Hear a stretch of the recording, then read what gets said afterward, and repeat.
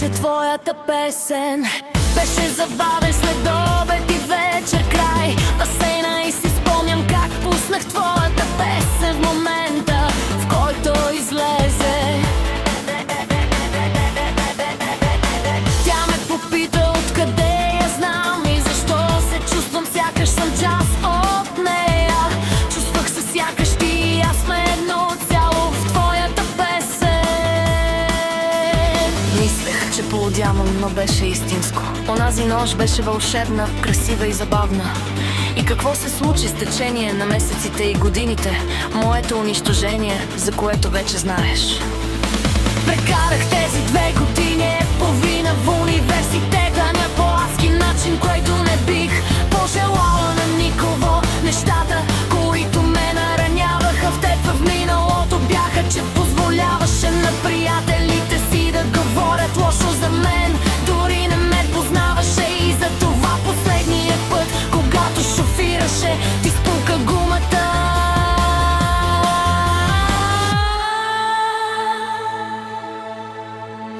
Никога не позволявай на никого, дори на приятели или семейство, да говори лошо за нещо или някого без първо да проучи и опознае човека.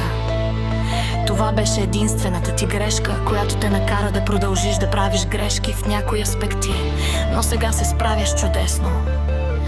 Съсредоточи се върху себе си и върху това, което обичаш да бъдеш, и върху хората, които знаеш, че наистина те обичат, и отхвърли всичко, което те измъчва и не те кара да се чувстваш добре.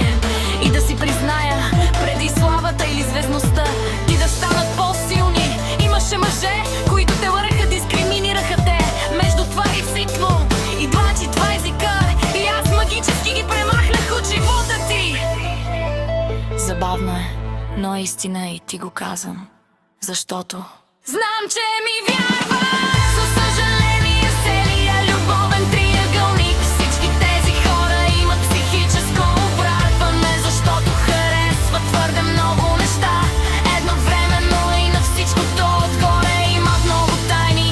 Ако бях наистина лош човек, щях да разкрия всичко, но няма да направя нищо от това, защото това е тяхната съвест и техните проблеми.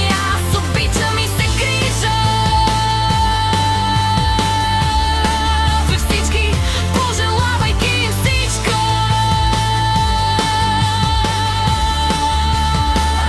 Да пробвам, но се надата, надявам се също да ги видя някой път в бъдеще, точно както те. Мога да ти пиша или да говоря с теб години наред, но се надявам да се видим веднъж. Но зелено ти да продължаваш да ставаш след по-красива.